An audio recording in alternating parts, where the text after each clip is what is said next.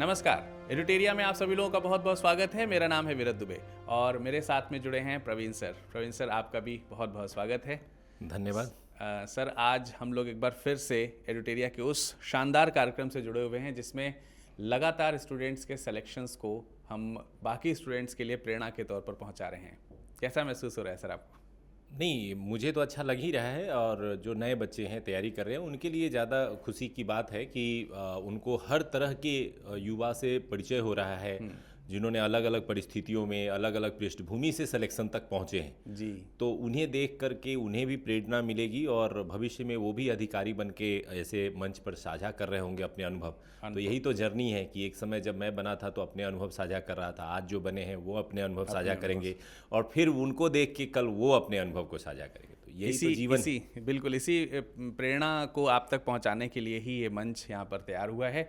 और अब बारी है इस मंच पर उन सभी अधिकारियों को बुलाने की जो 70वीं बीपीएससी में अपने आप को उन्होंने सफल किया है अपनी मेहनत से। और अब वो इस मंच पर हम चाहेंगे कि प्रवीण सर उनका स्वागत करें। एक एक करके मैं उनको बुलाता हूँ। तो इस क्रम में सबसे पहले सुमन कुमार जी को मैं बुलाना चाहूँगा। सुमन कुमार जी, आपका स्वागत है। आप बीपीआरओ पद पर चयनित हुए हैं। आइए सुमन जी, कॉन्ग्रेचुलेशंस। प्लीज तालियां बजा सकते हैं हम सब लोग।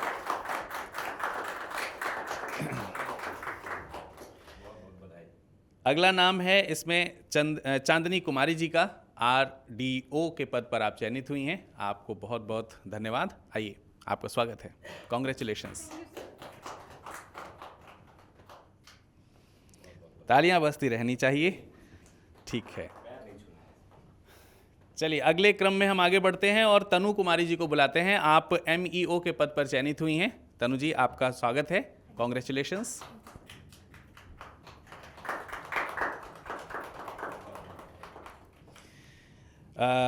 शाहीन अफरीन जी, आप भी एमईओ के पद पर चयनित हुई हैं। आपका भी बहुत बहुत स्वागत है। कॉन्ग्रेचुलेशंस।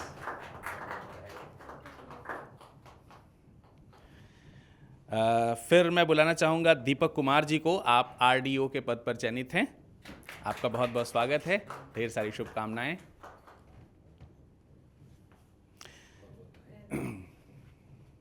जी, आइए।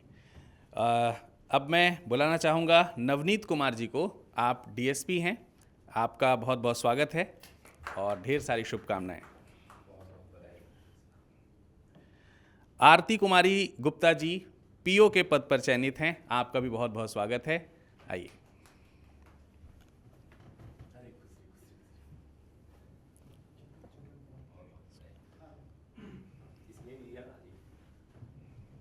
ठीक है, और अब मैं बुलाना चाहूँगा चंदन कुमार जी को। आप आरओ के पद पर चयनित हैं। आइए, आपका बहुत बहुत स्वागत है।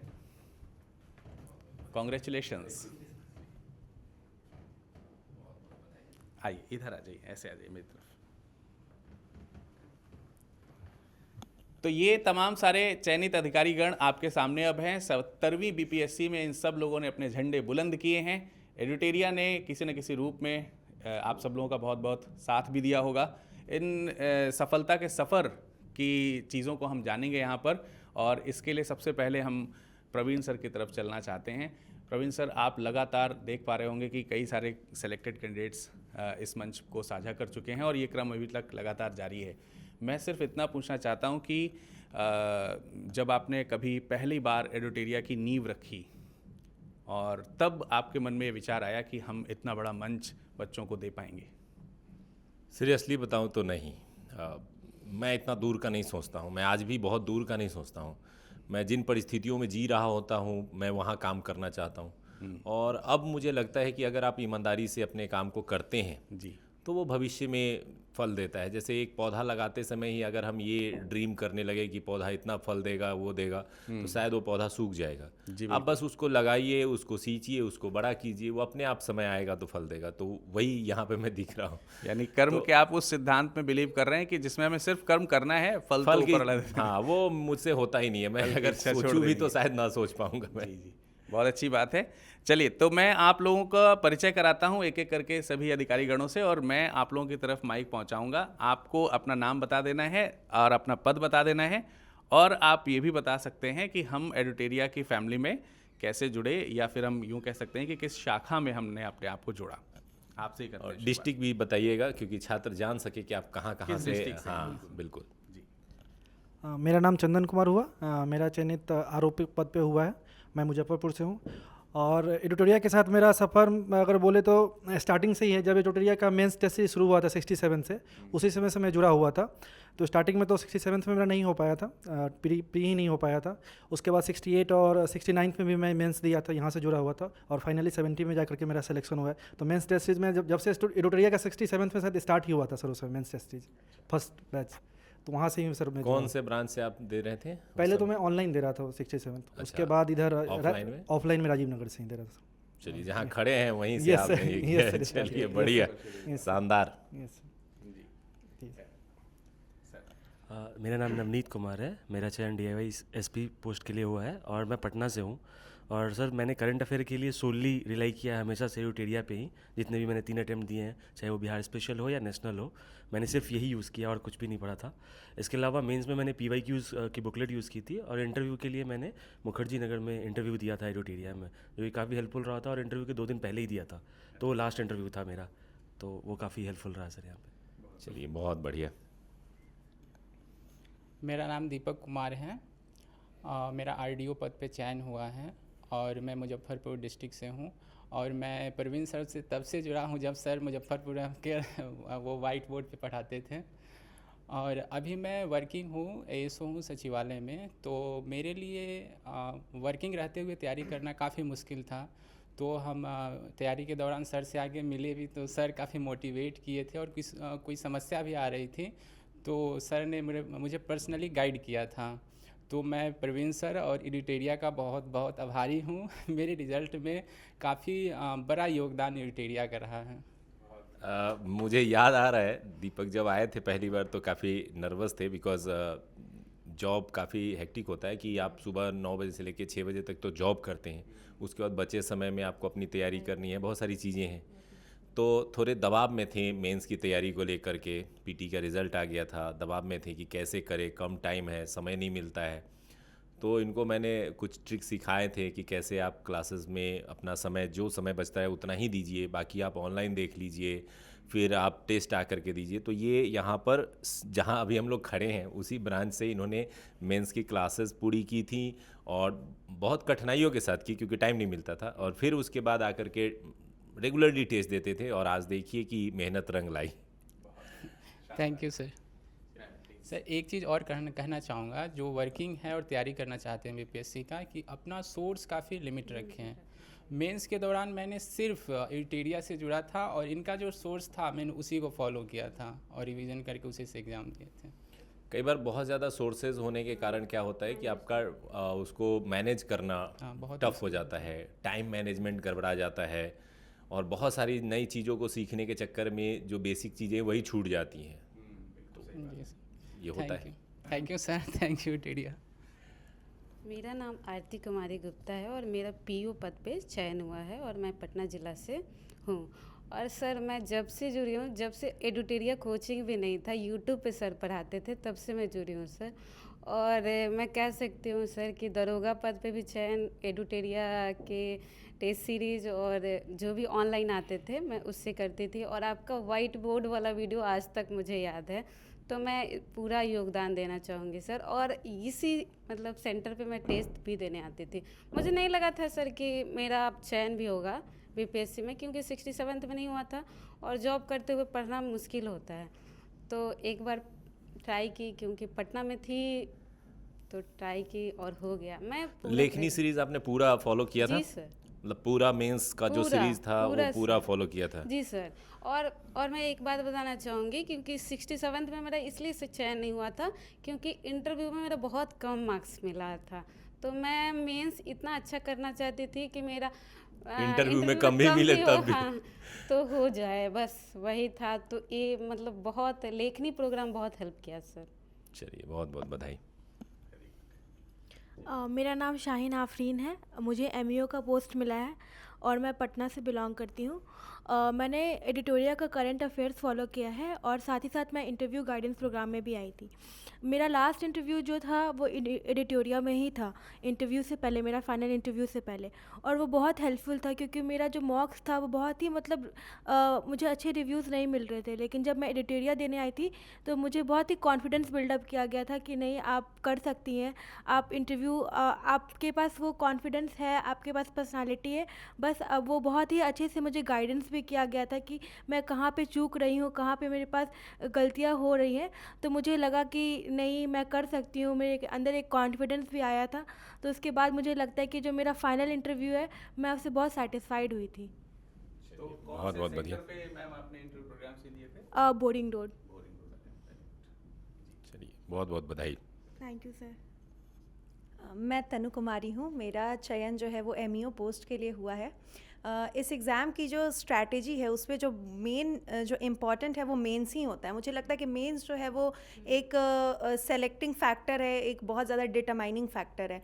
उसमें मुझे एडुटेरिया का साथ मिला, मैंने आंसर राइटिंग प्रोग्राम इनका ज्वाइन किया और उसको मैं रिलीजियसली फॉलो करती थी। जो भी सिलेबस था मैंने उसको किया, मैंने सारे टेस्ट दिए, एक भी टेस्ट मैंने नहीं छोड़ा। इनफैक्ट एक बार मुझे याद है कि मुझे 104 डिग्री बुखार था, मम्मी कह रही थी कि छोड़ दो, बाद में दे देना, बट मैंने सोचा कि नहीं, जो एक कंसिस्टेंसी है, consistency is the key to crack this examination. वो मुझे यहाँ आके मुझे लगा कि मेरे मार्क्स भी अच्छे आ रहे थे, रिव्यू भी बहुत अच्छे मिल रहे थे और जो इनका मटेरियल आर्टिकुलेशन था वो मुझे बहुत ज़्यादा हेल्पफुल हुआ मेरे सिलेक्शन में। Thank you sir. तो बहुत बढ़िया डेडिकेशन। और एक चीज़ मैं आप सभी को बताना चाहूँगा आफरीन और आपके संबंध में, कि इन्होंने मुझे अभी बताया कि इनका रैंक बहुत अच्छा है। चूँकि इनकी एज 22 नहीं है, इसलिए इनको एसडीएम पद नहीं मिला है और एमईओ पद से दोनों व्यक्ति सेटिस्फाइड हुए हैं। दोनों को जो है बहुत अच्छा रैंक मिला है, लेकिन एज कैटेगरी में ये नीचे हैं और जो एज कैटेगरी में ये फुलफिल कर पा रहे हैं उसमें इनका सिलेक्शन हुआ है। अदरवाइज पहले ही अटेम्प्ट में, चूँकि दोनों आदमी का पहला ही अटेम्प्ट होगा, क्योंकि सिंपल सा है, एज अगर आप एलिजिबल नहीं हो रहे तो पहला ही अटेम्प्ट होगा, और पहले ही अटेम्प्ट में इतनी बढ़िया सफलता लेने के लिए आप लोगों को बहुत बहुत बधाई। थैंक यू हम सर। लोग क्या रैंक जान सकते हैं आप दोनों लोगों की? Sir rank 49। 49 मतलब आप एसडीएम के लिए एकदम एलिजिबल हैं, लेकिन चूंकि आपका जो है वो एज नहीं है तो आपको, आपका मेरा रैंक 186 है। और आप भी एसडीएम के लिए एलिजिबल थी, गर्ल्स में आपके लिए आराम से हो जाता। जी जी। चलिए बढ़िया। सबसे पहले तो मैं ये कहूँगी, मेरा नाम चांदनी है और मेरा आरडीओ के पोस्ट पे सिलेक्शन हुआ है। मैं जहानाबाद से हूँ। तो सबसे पहले तो मैं ईश्वर को धन्यवाद करूँगी कि उनकी कृपा के बिना कुछ नहीं होता है, लेकिन साथ ही में इंसान मेहनत करता है और इंसान के मेहनत करने के लिए उसके पीछे बहुत सारे सपोर्ट्स, उसको रिसोर्सेस मिलने चाहिए और इसके लिए पेरेंट्स का और टीचर्स का बहुत बड़ा योगदान होता है। तो पेरेंट्स को तो मैं धन्यवाद कहूँगी ही, और साथ ही में अगर टीचर्स की बात की जाए तो उसमें ही मैं एडुटेरिया को बहुत बहुत धन्यवाद कहूँगी, क्योंकि इसका बहुत बड़ा कंट्रीब्यूशन रहा है मेरे सिलेक्शन में। सबसे पहले तो सर के जो रिसोर्सेज रहते थे, मैं जेएनयू से मास्टर्स कर रही थी तो मेरे लिए थोड़ा डिफ़िकल्ट होता था मैनेज करना सब चीज़ें। तुरंत जेएनयू में बहुत ज़्यादा होता है, हेक्टिक होता है, कभी टर्म पेपर्स रहते हैं, कभी असाइनमेंट्स रहते हैं। लेकिन यस सर, लेकिन सर जो आप यूट्यूब पे बिहार के लिए जो पढ़ाते थे, मुझे समझ भी नहीं आता था कि कब वीडियो स्टार्ट हुआ और कब ख़त्म हो गया। आप इतने ल्यूसिडली आराम से समझा देते थे। और सर जो आपकी बुक्स थी, खास करके जो बिहार वाली, इतना ऑर्गेनाइज्ड है, इतना अरेंज्ड है और इतना सिंपल लैंग्वेज में लिखा हुआ है, मुझे उससे समझने में कभी कोई दिक्कत नहीं हुई और मेरा बिहार का क्वेश्चन में कभी गलत नहीं होता था। खासकर प्री में भी और मेंस का तो मैंने आप ही का PYQ फॉलो किया था। एडुटेरिया टीम का तो वो बुक भी बहुत अच्छी है, सारे PYQ बहुत अच्छे से अरेंज्ड हैं और जो आंसर्स हैं फ्लो चार्ट्स के साथ बहुत अच्छे से सजाए हुए हैं। तो मैं तो रिकमेंड करूँगी कि आगे के बच्चे भी इसी को फॉलो करें। Thank you. I am feeling proud क्योंकि मैं दिल्ली कभी नहीं गया, मतलब स्पेशली पढ़ने। मतलब होता है ना कि दिल्ली, जैसे इन्होंने कहा कि जेएनयू में आप भी दिल्ली में रहे हैं, तो मुझे भी था ड्रीम। एक टाइम मुझे भी लगता था कि मुझे भी मुखर्जी नगर जाना चाहिए, दिल्ली जाना चाहिए, पढ़ना चाहिए, लेकिन कुछ परिस्थितियां ऐसी बनी कि मैं नहीं जा सका, मैं नहीं गया, वहाँ तैयारी नहीं हो सकी। लेकिन अब जब मैं सुनता हूँ कि मैं यहीं रह के, बिहार में भी मैं पटना बहुत कम रहा, मतलब 3-4 महीने के लिए मेंस के टाइम आया था, मैं मैक्सिमम मुजफ्फरपुर रहा और मुजफ्फरपुर में ही मेहनत की, और अगर हमने यहाँ रह के इतनी मेहनत करके इतनी अचीवमेंट्स क्रिएट की कि दिल्ली में रह रहे बच्चे, अच्छे इंस्टीट्यूशन से जुड़े हुए बच्चे, अच्छे संस्थानों से जुड़े हुए बच्चे हमारे कंटेंट को, हमारी चीज़ों को पढ़ रहे हैं और सराह रहे हैं, तो इसका मतलब है कि हम लोगों ने बिहार में रह के भी बहुत बढ़िया काम किया है। चांदी जी, आप किस कोर्स से जुड़ी थी या किस शाखा से जुड़ी थी, आप बता सकती हैं?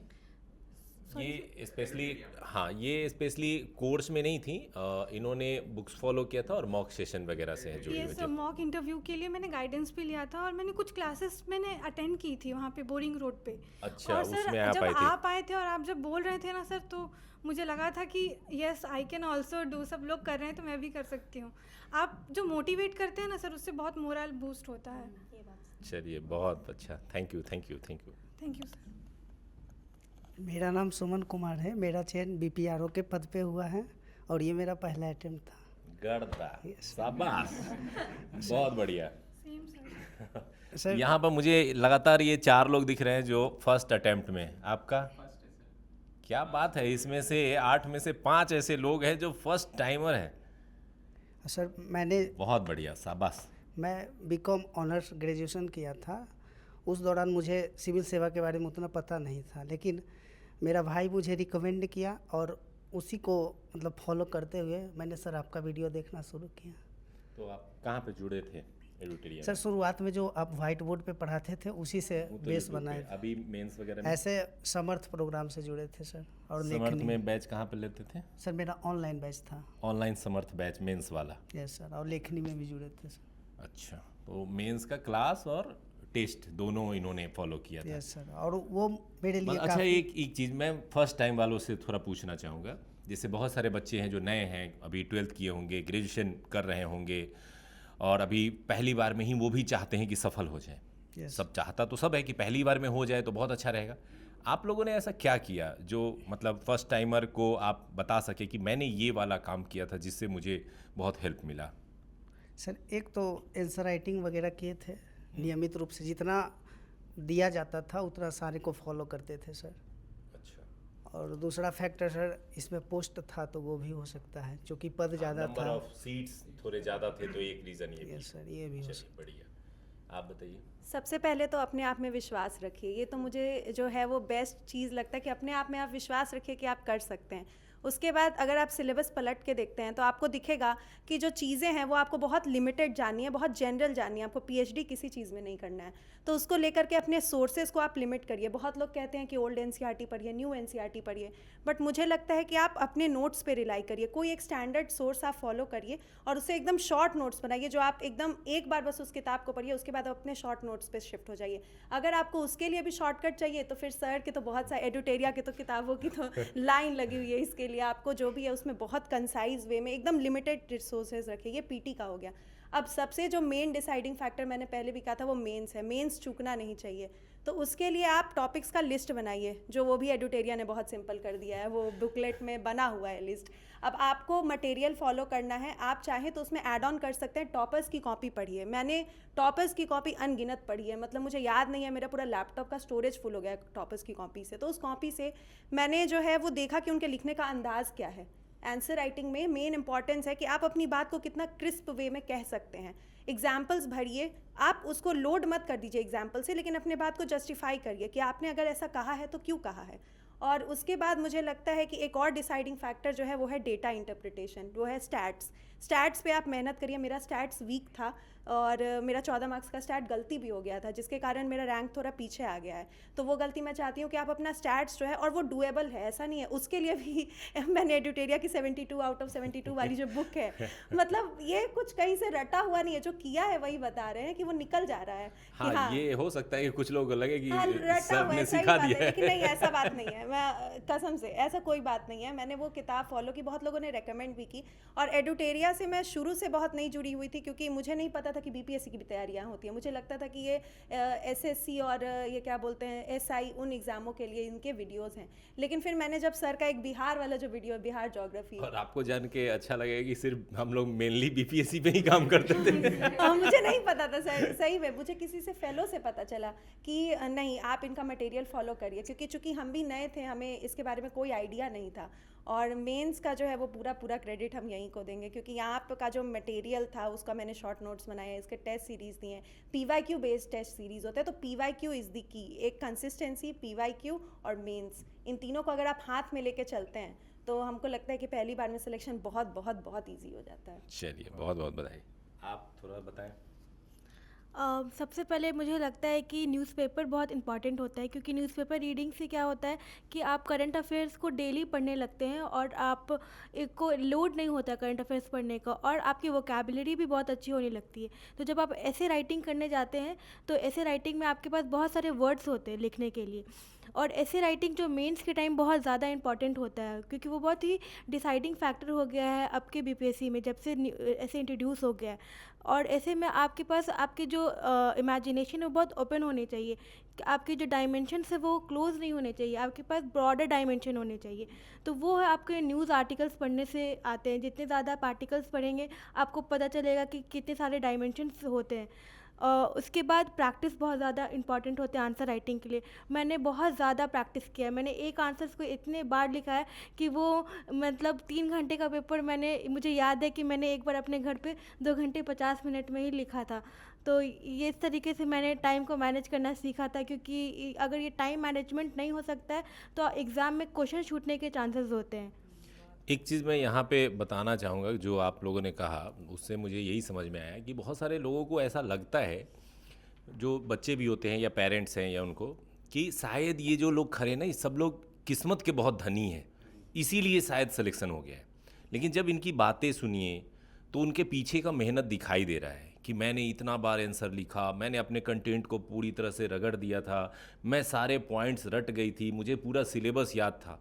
तो ये रातों रात नहीं होता है, इसके पीछे मेहनत लगती है। आप अपने समय को पूरा यूटिलाइज़ करते हैं, अपने समय को पूरा बचाते हैं और उस बचे हुए समय को एग्ज़ाम पे खर्च करते हैं, कंटेंट पे खर्च करते हैं। तो ये अगर कोई छात्र सोचता होगा कि जो पहली बार में निकल गए वो किस्मत वाले थे, ऐसा नहीं है। वो पहली बार में इसलिए निकले क्योंकि वो मेहनत किए थे। हाँ, ये हो सकता है कि कुछ मेहनत करने वाले छूट जाते हैं, नहीं हो पाता है उनका, तो वो अगली बार हो जाएंगे, उससे अगली बार हो जाएंगे, लेकिन मेहनत का कोई सब्स्टिट्यूट नहीं है। एक आपसे मैं जानना चाहूँगा, बड़ा आपका इंटरेस्टिंग था कि आपने कहा मैंने कॉमर्स से ग्रेजुएशन किया। आपका जो सेक्शन है वो सिविल सर्विसेज से अलग का हो गया, फिर वहाँ से आकर के पहले ही बार में निकालना, तो GS वगैरह थोड़ा लगता है, ऐसा नहीं है कि बहुत आसान है, दूर से लगता है चाहे हिस्ट्री पढ़ना है, लेकिन जब जाते हैं तो उसमें बहुत सारे डाटा, फैक्ट, जानकारी, और जब पॉलिटी, यार क्या राज व्यवस्था, इसी इलेक्शन होता होगा, लेकिन जब आप पढ़ते हैं तो पूरा संविधान समझना है आपको।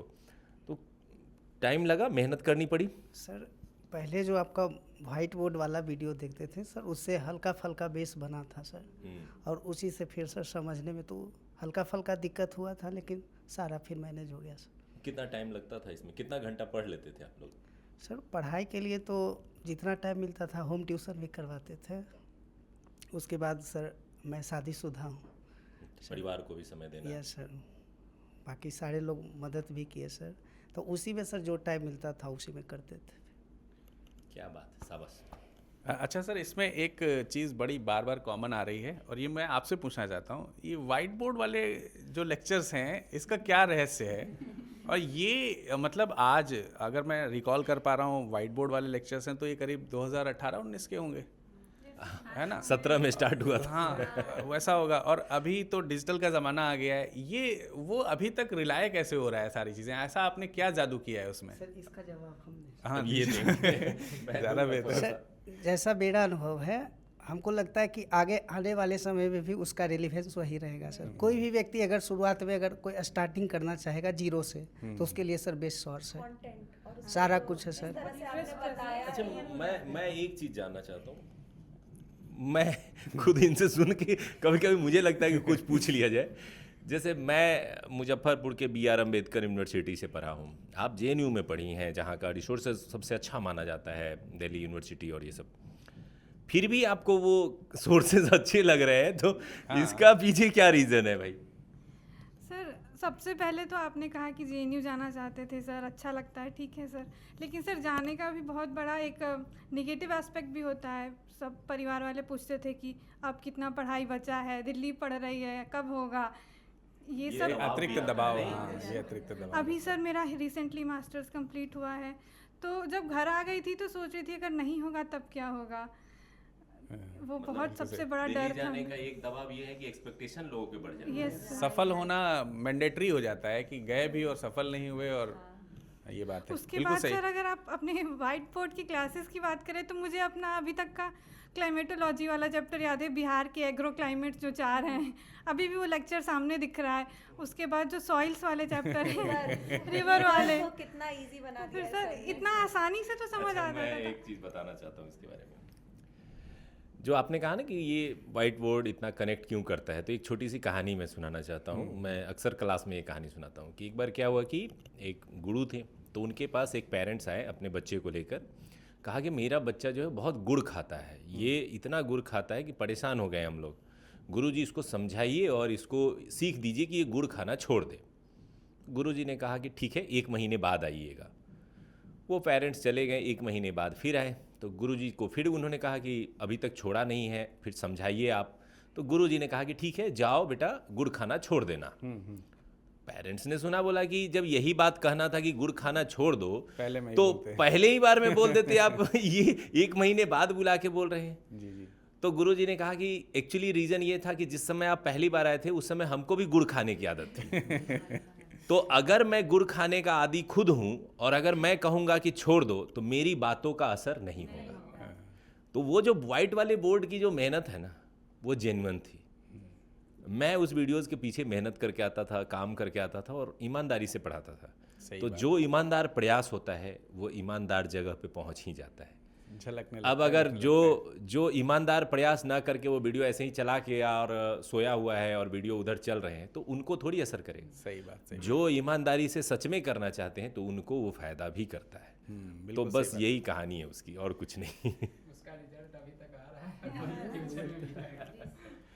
चलिए, ये तो मैंने मतलब बहुत सारी चीज़ें इस तरीके से सुनी। कुछ खट्टे मीठे अनुभव भी अगर आपके इस यात्रा के दौरान होंगे जो आप दिल्ली से रहे हैं, आपका बहुत खट्टा मीठा हो सकता है, थोड़ा बताइए।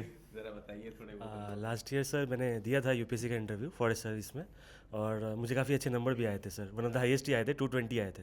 बट फिर भी सिलेक्शन जब छूट गया, 5-6 मार्क्स रह गए थे, तो मुझे लग रहा था कि अब शायद कुछ नहीं होगा। और उस इंटरव्यू के 4 दिन बाद ही यहाँ मेंस था, तो मैंने बहुत ज़्यादा तो नहीं किया था, PYQs देखे थे और मैंने एग्ज़ाम बस लिख दिया था, फ्री फ्लो होके कह सकता हूँ, फ्री माइंड से थोड़ा लिखा था।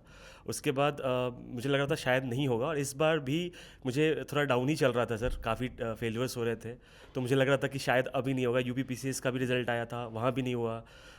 UPSC दिया इस बार, लास्ट टाइम इंटरव्यू देने का इस टाइम प्री में ही नहीं हुआ सर। तो मुझे बहुत वो लग रहा था कि पता नहीं क्या हो रहा है मेरे साथ, कुछ भी नहीं होगा शायद। और सडनली सर ये रिज़ल्ट आया और फाइनली उसमें नाम था, तो मुझे भी एक्सपेक्टेशन नहीं होती कि मेरा ही है सर। मैंने 2-3 बार पहले खुद से मिलाया, रोल नंबर नेम, हाँ सही है मेरा ही है, फिर मैंने लोगों को बताया। तो रिजल्ट आया तो कैसा, मतलब उस समय फील हुआ, किसको बताया सबसे पहले?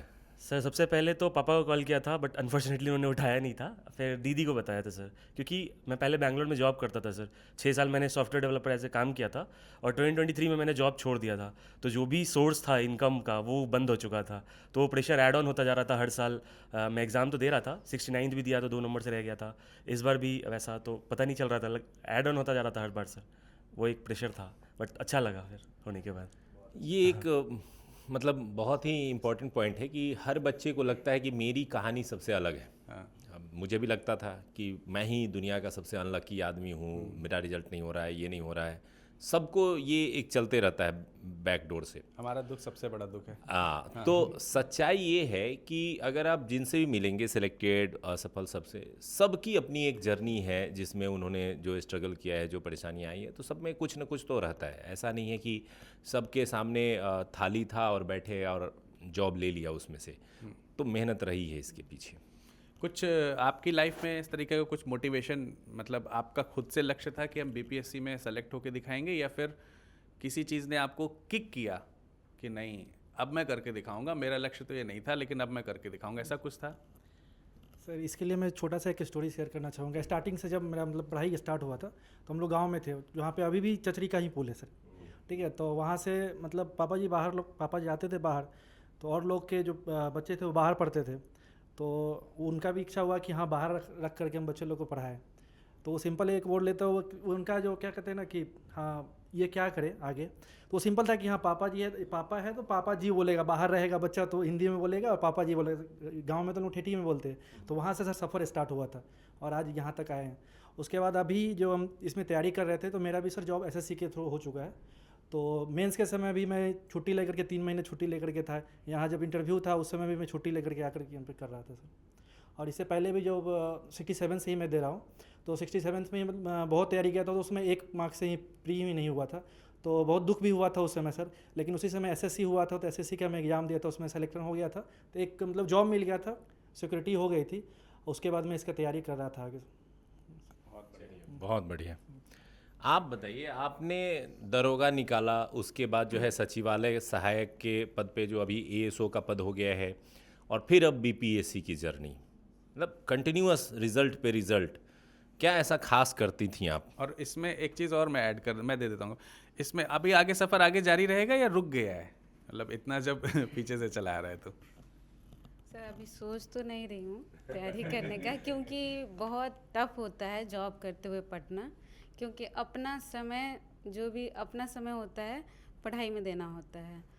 तो 9 to 6 आवर का मतलब 8 आवर का जॉब है सर, और इतना सर दुखता था काम करने के बाद। और यहाँ आते थे तो मैडम मिलती थी, बोलती थी कि इतना लेट कैसे होता था, तो हम बोलते हैं कि मैडम ड्यूटी है मैम, तो मेरे लिए रखती थी, नोट सीट वगैरह रखती थी तो दे देती थी। और मैं कह सकती हूँ सर तैयारी करने का सबसे बड़ा रीज़न था, मेरे गांव से कोई राजपत्रित अधिकारी नहीं है, तो मुझे लगता था मैं एक कर सकती हूँ और शायद मैं गांव से पहली महिला बन सकती हूँ। तो मैं यही व्यू से मैं तैयारी की सर। और मेरा स्टेप इसलिए भी हुआ सर क्योंकि मेरा बैकग्राउंड उतना खास है नहीं, तो तैयारी में थोड़ा सा समय लग गया। समय कैसे लगा? मैं तो देख पा रहा हूँ कि आप दरोगा थी, 19-20 में आप बन गई, फिर आप सचिवालय में आ गई, मुझे फिर लगता था बीपीएससी कोई खास लोग निकालते हैं, बस यही लगता था, इसलिए तैयारी नहीं करती थी बस, और कुछ नहीं। और यूनिवर्सिटी भी हमारा मगध यूनिवर्सिटी था, तो मुझे लगता था कि यहाँ तो लिखने का भी सोर्स नहीं, जैसे पटना यूनिवर्सिटी हो चाहे जेएनयू हो चाहे दिल्ली का बच्चा ही निकालता है बीपीएससी। मुझे ऐसा होता था, हेलोनिजेशन बना के रखी हुई थी, लगता था कि कोई अच्छा इंसान मतलब पढ़ा लिखा इंसान निकालता है, मतलब बहुत ज़्यादा क्वालिफाइड निकालता है। मुझे नहीं लगता था गांव के बच्चे भी निकालते हैं, जो सरकारी विद्यालय से पढ़ के आए हैं उन लोग भी निकाल सकते हैं। हम लोग बोरा पे बैठ के पढ़ने वाले बच्चे थे सर, मेरी जर्नी वहाँ से जब स्टार्ट हुई है तो ये और 67 में मेरा इसलिए हुआ सर कम, क्योंकि मैं बोल नहीं ठीक से पाती हूँ, तो मेरे इंटरव्यू में कम मार्क्स मिले थे। अब तो कॉन्फिडेंस बढ़िया आ गया होगा। अब जैसे आपने कहा कि गांव से पहली राजपत्रित अधिकारी आप बनी, एक फीमेल लीडर के तौर पे निकल के आई गांव से, तो कैसा माहौल है अभी गांव में जब पता चल रहा है लोगों को के पास है? अभी गई नहीं है लेकिन फ़ोन उन आ गए होंगे, लोगों को पता तो चल गया होगा। जितना दिन नहीं जाएंगे उतना दिन माहौल और तगड़ा ही होता जाएगा थोड़ा जल्दी जाके घूम आइए, गाँव वाले लोग आपका इंतज़ार कर रहे हैं, तो उनको भी खुशियाँ बांटने का मौका मिलना चाहिए। मगध यूनिवर्सिटी को भी गर्व हो रहा होगा कि हमारा भी नाम उन यूनिवर्सिटीज़ में है जहाँ से लोग सक्सेस होते हैं और बीपीएससी ऐसे बड़े एग्ज़ाम में भी आते हैं। तो अब नहीं डरना है ना, मतलब ऐसा बोल दिया जाए ना कैमरे पे कि बीपीएससी निकालने के लिए कोई स्पेशल कैंडिडेट होना ज़रूरी नहीं है। वही मैं बोलना चाहती हूँ कि कोई स्पेशल कैंडिडेट होना ज़रूरी नहीं है, आपके अंदर आत्मविश्वास होना बहुत ज़रूरी है, जो मतलब देर से आया मेरे अंदर देर आया लेकिन दुरुस्त आया और आपने करके दिखाया, जिससे बहुत सारे, मैं अक्सर बोलता हूं कि जैसे ही आप सिलेक्शन लेते हैं तो आप बहुत सारे छात्रों के रोल मॉडल बन जाते हैं, अपने गांव के, अपने ब्लॉक के, बिहार के लोगों के, बिहार के बाहर के लोगों के। तो वो आपसे सीखना चाहते रहते हैं, कई बार आपसे पूछेंगे, आपसे जानकारी लेने की कोशिश करेंगे। तो मैं सब लोगों से ये रिक्वेस्ट करना चाहूँगा कि जो आपने सीखा है इस दौर में, तो ज़रूर अपने जो बिल्कुल बच्चे हैं जो आपसे जुड़ेंगे तो उनको ज़रूर अपना अनुभव साझा करें और उनको बताएं कि कैसे इस राह पे आगे बढ़ा जाता है। इसमें मैं ऐड करना चाहूँगा कि अभी तक 10-15 लोग हैं जो मेरे साथी भी रहे हैं, मेरे रिलेटिव में वो पूछ चुके जहाँ क्या कैसे कैसे पढ़ाई किए थे नहीं किए थे। यही लोग हैं जो कुछ लोग थे रिलेटिव में कि बोलते थे कि हाँ यहाँ गया है पढ़ने, वहाँ गया है पढ़ने, क्या हुआ नहीं हुआ है। अभी है कि वो लोग सब लोग पूछ भी रहे हैं और जो कैसे किया है नहीं किया है। नहीं, हाँ, ये प्रश्न सुन के मुझे ये लगा कि जब आप पढ़ रहे होते तो आलोचनाओं का भी आपको सामना करना पड़ता है। कई बार आपके रिलेटिव्स या आपके पड़ोसी या दोस्त आपको ताने मार देते हैं, ये तुमसे होगा, तुम सिविल सर्विसेज कर पाओगे, तुम्हारे बस का नहीं है। आप लोगों को फेस करना पड़ा ऐसा कुछ? हमें सामने तो नहीं बोलते थे बट पीछे से बोलते थे। एक जो खट्टी मीठी याद आपने कही, तो मेरी जर्नी तो बहुत मीठी रही है, लेकिन वो मीठी क्यों रही है, वो मेरे मदर फादर की जो खट्टी जर्नी है उसके बाद मेरी जर्नी जो है वो मीठी हुई है। मेरी मम्मी जो है वो जहानाबाद में प्राइमरी स्कूल में वो टीचर है, तो वो पटना से जहानाबाद ड्यूटी करने 3 बजे सुबह उठ के वो जाती है मेरा नाश्ता बना के कि मैं लाइब्रेरी वो खा के जाऊँ। फिर मैं जब वहाँ से वो आती है दोपहर में, अभी तो धूप है तो 2 बजे एकदम चिलचिलाती धूप में आती है, हम लाइब्रेरी से उसी टाइम ब्रेक में आते हैं, मम्मी पूछती है बेटा खाना खाई। जो इतने धूप में ट्रैवल करके ट्रेन से और ऑटो से, ऐसा भी नहीं है कि उसके पास कोई प्राइवेट व्हीकल है, तो उस चीज़ का एक मुझे लगता है सबसे ज़्यादा कि जो मेरी मम्मी का जो मेरा स्ट्रगल है वो एक खट्टी याद है। फिर मेरे फादर भी हैं, वो बिजनेसमैन है लेकिन उनकी अपनी दुकान नहीं है, वो कहीं और हैं, कहीं और काम करते हैं। तो जब मेरा रिज़ल्ट हुआ तो पापा को बताएं तो पापा रो रहे हैं और हमको कह रहे हैं कि बेटा तुम मत रो, कितना अच्छा तो रिज़ल्ट लाई हो। और इतना वहाँ पे उनकी इज्जत जो हो गई, जो लोग बहुत तरह की बातें कहते थे कि अरे क्या करेगी इसकी बेटी, शादी करा देनी चाहिए, 6 साल पहले से रिश्ते ला रहे हैं। तो मेरी मम्मी बहुत क्रांतिकारी है, वो खुद भी जॉब करती है, बहुत गर्व से करती है और कहती है कि हमको अच्छा लगता है। हम कहते हैं मम्मी अब तो मेड रख लो, तो कहती है नहीं, तुम लोग को खिलाने में मुझे बहुत मज़ा आता है और तुम बस मेरा काम करो, मेरा सर ऊंचा करती जाओ। तो ये जो एक इंस्पायरिंग स्टोरी है। बहुत और एक चीज़ और मैं ऐड करना चाहूँगी, 3 दिन पहले मेरी सगाई हुई है, तो मेरे जो फियांसे हैं वो भी मतलब कि अभी आरओ हैं, वो पोस्टेड हैं, तो उनके जो फादर हैं, उनके फादर उन्होंने भी मेरा बहुत साथ दिया है। आपकी वीडियोस जो मैंने कहा ना कि पापा देखते हैं, वो मेरे फादर इन लॉ देखते हैं आपकी वीडियोस, तो वो उन्होंने तो मतलब मायके से लेके ससुराल सब जगह आपके ही चर्चे हैं। और वो भी मतलब कि बहुत ज़्यादा हेल्प किया उन्होंने, मुझे किताब ला के दी है। पापा का उतना कुछ बैकग्राउंड नहीं था सरकारी एग्ज़ाम का, तो उन्होंने हमेशा मोटिवेट किया कि नहीं आपकी बेटी कर लेगी, नहीं कर लेगी। तो ये जो चीज़ है, जो भरोसा मेरे परिवार ने मुझ पे दिखाया है, मेरी जर्नी तो बहुत मीठी रही है बट उसके पीछे बहुत लोगों की जर्नी खट्टी रही है, मैं ये कहना चाहूँगी। बहुत बहुत बढ़िया जर्नी रही है। सबसे पहले तो आपको सगाई के लिए बहुत बहुत बधाई। और कुछ लोग जो शेयर करना चाहेंगे?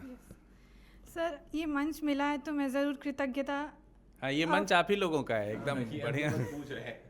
कृतज्ञता को देना चाहूँगी अपने माता पिता को, खास करके जब प्री का एग्ज़ाम होता था या फिर मेंस का एग्ज़ाम होता था तो बहुत लगता था कि एकदम मम्मी पापा पूरे धूप में बैठे हैं बाहर, हम लोग अंदर एग्ज़ाम दे रहे हैं, पूरा मेंस के टाइम 6-7 घंटे बाहर धूप में खड़े रहना, बैठे रहना, इंतज़ार करना, वो बहुत लगता था उस समय। उसके बाद अगर मेरे भाई की बात करूँ तो वो अपना पूरा पढ़ाई छोड़ करके आता था कि नहीं दीदी तेरे साथ जाएंगे, तुम्हें भी थोड़ा अच्छा लगेगा, कि माइंड अच्छा रहता है सर तो एग्ज़ाम अच्छा जाता है। सपोर्ट है, ये फीलिंग आती है। उसके बाद सर अगर सबसे मीठी याद कहूँ तो जब रिज़ल्ट आया तो मैं तो रिज़ल्ट से उतना ठीक है रिज़ल्ट आया, लेकिन सबसे ज़्यादा खुश तो मम्मी पापा का चेहरा देखकर हुई थी कि उन्हें कितनी खुशी हुई है। बहुत बढ़िया। आफरीन आप भी शायद कुछ कहना चाह रही थी, मुझे ऐसा लगा, मैं दे रहा हूँ जी। सर मेरे जो जर्नी है उसमें मैंने सेल्फ़ स्टडी से पहले स्टार्टिंग की थी, तो लोगों को कोई भरोसा ही नहीं था कि ये चीज़ सेल्फ़ स्टडी से हो सकती है। तो मैं उन लोगों को भी ये कहना चाहूँगी कि जो सेल्फ़ स्टडी से कुछ करना चाहते हैं और स्पेशली जो घर से ऑनलाइन वीडियोस देख करके करना चाहते हैं, वो इस जर्नी को कर सकते हैं। और इसके बाद मैं अपने माता पिता को करना चाहूँगी, क्योंकि मेरी बड़ी बहन मेरी बहुत बड़ी इंस्पिरेशन रही है इस पूरी जर्नी में। उसने मेरा बहुत ज़्यादा साथ दिया है, मतलब अगर मेरा साथ नहीं देती तो मेरी जर्नी इतनी स्मूथ नहीं होती। फाइनेंशियली और हर तरीके से इमोशनली उसने मेरा बहुत ज़्यादा सपोर्ट किया है, क्योंकि इस जर्नी में बहुत टाइम ऐसा होता था कि इमोशनली आप ब्रेक डाउन हो जाते हैं और आपको लगता है कि अब नहीं होगा आपका, अब नहीं होगा, आपको लगता है कि आप क्विट कर सकते हो यहाँ पे। तो मेरी फैमिली मुझे बोलती थी कि नहीं हो जाएगा तुम्हारा, तुम कर सकते हो। तो फैमिली सपोर्ट मुझे लगता है कि बहुत ज़्यादा था मेरे साथ, और मेरी जो फैमिली है, मेरे मदर फादर और मेरी बड़ी बहन, उसने मुझे बहुत ज़्यादा सपोर्ट किया है। बहुत बढ़िया, बहुत बढ़िया। एक पॉइंट मैं थोड़ा बताना चाहूँगा। इन्होंने जो बात कही ना, वो मुझे फील हुआ कि जब हम लोग स्टूडेंट थे, मैं पर्सनली अपनी बात कर रहा हूँ, तो हम लोग जाते थे सेंटर पे एग्ज़ाम देने। तो जो लड़के होते हैं वो आराम से अपने सेंटर पे चले जाते हैं, उनको कोई खास सपोर्ट की ज़रूरत नहीं होती कि पिताजी साथ चलें, कोई बड़ा भाई साथ चले। वो अपने बस पकड़ते हैं, ट्रेन पकड़ते हैं, ऑटो धक्के खाते हुए अपना सेंटर पहुंचते हैं, एग्ज़ाम देते हैं। लेकिन गर्ल्स के साथ ये चैलेंजेस कई बार हो जाती हैं कि परिवार लड़कियों को अकेले सेंटर तक नहीं जाने देती, क्योंकि बहुत भीड़ होते हैं बसेस में, ट्रेन में। तो उनके साथ कोई ट्रेवल करता है और इनके कारण मतलब हमारी लड़की अच्छा करे इसलिए वो बाहर धूप में वेट कर रहे होते हैं और वो अंदर एग्ज़ाम दे रहे होते हैं।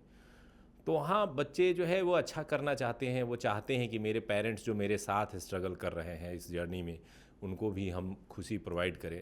तो बिल्कुल आप लोगों ने किया है ये, और इसके लिए बहुत बहुत बधाई आप सभी और को। ये सब जो स्टोरी है इसको सुन करके ये बात बिल्कुल प्रत्यक्ष प्रकट हो जाती है कि ये परीक्षा सिर्फ उस एक कैंडिडेट की नहीं है जो एक रैंक ले आ रहा है, एक पद ले आ रहा है और मंच साझा कर ले रहा है।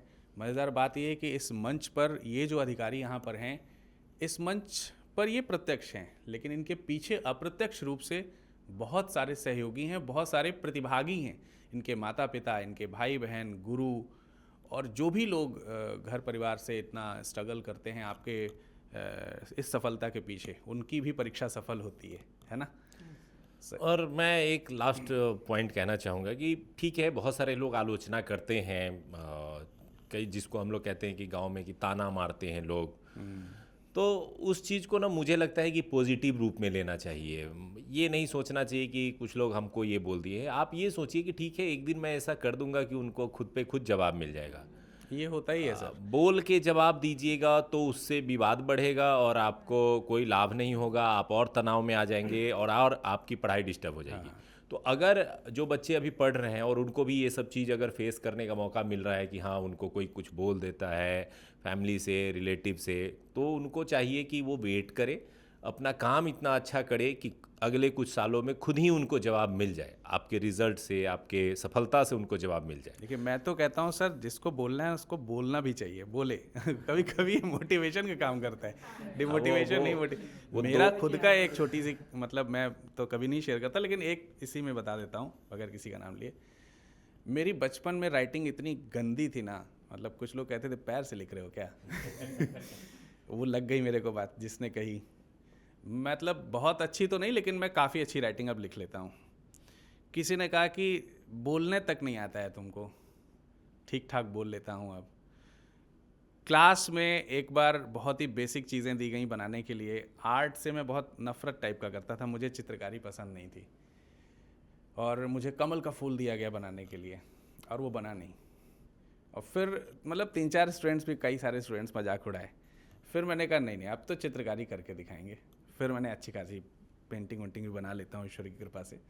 तो ये चीज़ आपके सक्सेस में भी आती है, जब कोई पीछे से आपको हुक कर देता है ना, ये तो तुझसे नहीं हो पाएगा और तू इसके लिए बना नहीं है या बनी नहीं है, वो जो तू है ना, वो फिर आपके रिस्पेक्ट में कवर होके आता है। आज मतलब अपनी तारीफ में ये चीज़ कहना अच्छा नहीं है, लेकिन जब वीडियोस जाते हैं तो लोग कहते हैं कि इतना अच्छा कैसे बोल लेता है। वही मैं याद करता हूँ कि पहले कोई कहता था कि इसे बोलने की अकल नहीं। वो कहावत है ना, एक दोहा, आपने कबीर का दोहा बहुत फेमस है, निंदक नियरे राखिए। हाँ। तो वही है, निंदक को हमेशा नियर में होना चाहिए, और वो अगर पड़ोसी बन जाए, आपके घर परिवार का कोई बन जाए, रिश्तेदार बन जाए निंदक करने के लिए, तो वो जो रोज़ निंदा होगी वो एक दिन आपको ये हुक देगा कि आपको निखर करके आप सामने आए। और निंदक की मज़ेदार बात ये होती है, बाद में वही कहता है हम कह नहीं रहे थे और बाद में सबसे ज़्यादा प्रशंसा वही करेंगे, मुझे तो पूरा विश्वास था कि आपका हो जाएगा। वही बात है। चलिए, बहुत सारी चीज़ें आप लोगों ने साझा की। जी हाँ बिल्कुल, कहिए सर। मेरा बचपन से ही सर एक सपना था अधिकारी बनने का, जो आज पूरा हुआ तो काफ़ी अच्छा लग रहा है। लेकिन इसके पीछे सर काफ़ी संघर्ष रहा है, माता पिता का भी रहा है सर। हम चाहते थे, मतलब एक कसक रह गई थी कि पटना में आकर के तैयारी करें बीपीएससी का और हम भी बीपीएससी एक अधिकारी बने, लेकिन वो पूरा नहीं हो पाया था। पहले हम राजस्व कर्मचारी की नौकरी लगी थी तो 2 साल राजस्व कर्मचारी थे। फिर वहाँ से तैयारी किए तो एएसओ के पद पे सचिवालय में हुआ पटना में। तब एक उम्मीद जगा कि पटना आ गए हैं तो एक बार तैयारी करते हैं, काश मतलब ये काश ना रहे ज़िंदगी में कि काश हम भी बीपीएससी अधिकारी बनते। तो इसलिए एक मतलब पहली बार ही तैयारी किए थे सर, और आपसे मिले थे पहले, वो गाइडेंस लिए थे कैसे किया जाए सर, क्योंकि हम कभी किए नहीं थे, हमें पता नहीं था। तो सर से आकर के मिले और सर गाइडेंस दिए। मतलब एक सफल मार्गदर्शक की काफ़ी अहम भूमिका होती हैं सफलता में। तो एडुटेरिया से जुड़ने के बाद हम वही अपना कोशिश करते थे, चूँकि 9 to 6 जॉब था, उसके बाद सुबह 2 घंटा, शाम को 2 घंटा ही मिलता था। तो उसके बाद तैयारी किए और वो जो बचपन का सपना था सर, आज पूरा हुआ। तो हम लोग इतना एबल नहीं थे कि पटना आके पढ़ पाएँ, लेकिन एएसओ का जॉब ऐसा हुआ है कि पटना में रहने का मौका मिला, साथ साथ तैयारी करने का पढ़ने का मौका मिला। तुम बताओ सर, मुझे लगता है कि मैं अपने गांव का पहला व्यक्ति हूँ, मतलब जो बीपीएससी के बारे में सोच भी सका। सर, मैं शेखपुरा ज़िले से आता हूँ। मेरे गांव में आज तक कोई ऑफिसर नहीं हुए हैं, तो हमको भी लगता था कि करें। तो शुरुआत में मैं बीकॉम कर रहा था, तो लॉकडाउन में मैं घर चला गया था सर। तब मेरा छोटा भाई है सर, वही बताया था कि मतलब सर का वीडियो देखो। क्या करता है छोटा भाई? अभी तो बीपीएससी कर रहा है। शुरुआत बोला था कि यूपीएससी करेंगे, लेकिन हम बोले कि अभी बीपीएससी में ठीक ठाक वैकेंसी है, तो एक बार देख लो इसको, तभी वो इस बार देगा। उसी ने सजेस्ट किया था। Yes sir. तो आते तो बहुत गरीब फैमिली से आते सर। पिताजी मजदूरी करते थे और उतना हो नहीं पाता था, तो हम लोग को होम ट्यूशन भी करना पड़ा था सर। और हमारे पास उतना साधन भी नहीं था सर। और हम जितना मेंस दिए हैं या इंटरव्यू वगैरह भी दिए हैं, तो सर सारा साइकिल से देते थे। आज भी हम साइकिल से आए हैं सर। क्या बात और शाबाश। और इसी को देखते हुए सर, हमने हॉबी में भी सर साइकिलिंग रख लिया था, और वो मुझे काफ़ी हेल्पफुल मिला है सर। और इसमें सर मेरे परिवार का भी बहुत योगदान रहा है, उन्होंने सपोर्ट किया है सर। इसके अलावा सर मेरी शादी हो गई थी, तो वाइफ का भी योगदान रहा है सर। बहुत बढ़िया, सबको बहुत धन्यवाद। जीवन संगनी क्या इसीलिए कहा ही मतलब जाता है। कहानी है। मैं साइकिलिंग से याद आया, मैं भी जब अपने इनिशियल फेज़ में था, तो स्टूडेंट्स लाइफ में साइकिल एक बहुत बड़ा सहारा होता है। खासकर बिहार में अगर किसी भी ज़िले में है, तो साइकिल ही आपके जीवन का एक अभिन्न अंग होता है।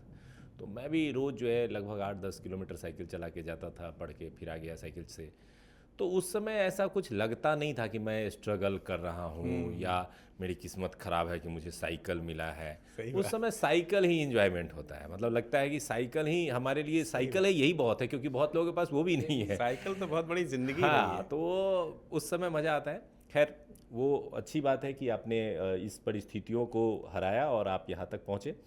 अब साइकिल से गाड़ी तक का सफ़र आपने पूरा कर लिया है, और हम यही चाहेंगे कि आप जिस क्षेत्र में रहें वहाँ बिहार के सम्मान के लिए काम करें, और साथ ही साथ दूसरे बच्चों को भी अपना अनुभव साझा करें, उनको पढ़ाएं, बताएं, ताकि वो भी साइकिल से अधिकारी बनने का सफ़र में निकल पड़े। ठीक है जी। सर इंटरव्यू भी गए थे, तो साइकिल से ही देने गए थे, लेकिन उसको पीछे लगा दिए थे। छुपा के। मेरा भाई चला के गया था और पीछे बैठ के गए थे सर। अच्छा, साइकिल पे भाई की कहानियां भी बहुत रहती हैं। मतलब अच्छा, अगर किसी के घर तुम में सबसे पहले तो जाना तो अपने भाई को मेरे तरफ से मिठाई खिलाना, ठीक है, बहुत और सही, बहुत थैंक यू बोलना। तुम जिस तरह से बता रहे हो बाबू कि छोटा भाई हमको ये सजेस्ट किया, छोटा भाई ये सजेस्ट किया, मुझे तो लग रहा है छोटा तुम हो, बड़ा वो है, वो तुमको सजेस्ट कर करके यहाँ तक पहुँचा दिया। यस बहुत अच्छे। ये दाऊ भैया हैं और कृष्ण जो है घर पे बैठे हैं। हाँ। आप कुछ कहना चाह रहे थे जी? सर मेरा सफ़र थोड़ा लंबा रहा है, जैसे 67 से ही मैं दे रहा हूँ। तो इसमें कभी कभी लगता था कि नहीं होता था, तो उस समय मैं खुद निराश हो जाता था और मुझे लगता था कि होगा कि नहीं, लेकिन पेरेंट्स का विश्वास था कि हाँ होगा, आगे करते रहो। और जो सपना है मेरे मुझसे देखने से पहले मेरे पेरेंट्स देख चुके थे कि पापा मेरे पंचायत समिति सदस्य रहे, तो उनका ब्लॉक में आना जाना रहा था, अधिकारियों से तो मिलना रहा था। तो मेरे से सपना देखने से पहले वो लोग सपना देख चुके थे कि हाँ बेटा आगे जाकर के पढ़ेगा, आगे कुछ करेगा। और अभी जब सिलेक्शन हुआ है तो मैं नाना जी के पास गया था, तो वही बोलते कि पैसा तो मैं बहुत कमाया हूँ, लेकिन अधिकारी कोई अभी मेरे पूरा ख़ानदान में कोई नहीं था जो पहला अधिकारी बना है, या इससे पहले मेरा गवर्नमेंट जॉब भी लगा था तो वो भी पहला ही था। उसके अलावा सर इंजीनियरिंग में किया था, तो अपने कम्युनिटी में पूरा इंजीनियरिंग भी फर्स्ट में ही किया था। तो आज तक यहाँ सर पहुँच पाया सर, पूरा पेरेंट्स मतलब सिंपल सा है कि एक अधिकारी बनना, सिर्फ एक अधिकारी बनना, जॉब लगना नहीं होता है। इससे सामाजिक प्रतिष्ठा जुड़ती है, परिवार की एक पहचान जुड़ती है, सोसाइटी में एक सम्मान, एक रिकॉग्निशन जो है वो मिलता है, और आप एक रोल मॉडल बन कर के आते हैं, दूसरों को प्रेरित करते हैं। और ये है वास्तविक अधिकारी बनना। केवल अपने जीवन में अधिकारी बन गए हैं तो उससे उतना फ़र्क नहीं पड़ता है जितना आप बनते हैं तो ये जो बाहरी आवरण आपके चीज़ों को प्रभावित करता है, तो ये एक महत्वपूर्ण पहलू है। जब से रिजल्ट आया लगातार ही फ़ोन आया जा रहा है, तो जितना मैं नहीं खुश रहा उससे ज़्यादा पापा जी खुश रहे हैं कि हाँ मतलब इतना आगे बढ़ गया, और लगातार ही फ़ोन आ रहे हैं, लोग आए जा रहे हैं, सब बहुत अच्छा लग रहा है। देखिए एक परिवार की बात आती है तो जैसे हम लोग कहते हैं ना कि कई बार पेरेंट्स भी लगता है पेरेंट्स को कि भाई बच्चे से नहीं हो रहा है, तो स्वाभाविक है ना कि एक छात्र की हार परिवार की भी हार हो रही होती है कि मेरा बच्चा नहीं कर पा रहा है, तो उसके कारण सोसाइटी में पेरेंट्स को भी ये आलोचना का शिकार होना पड़ता है कि आपका बच्चा तो 4 साल से बीपीएससी ही कर रहा है, 6 साल से कर ही रहा है। तो जितना स्टूडेंट झेल रहा होता है उतना ही परिवार झेल रहा था, और यही कारण है कि जब सफलता मिलती है तो जितनी खुशी स्टूडेंट के मुंह चेहरे पे होती है उससे दोगुनी खुशी जो है वो परिवार के चेहरे पे। तो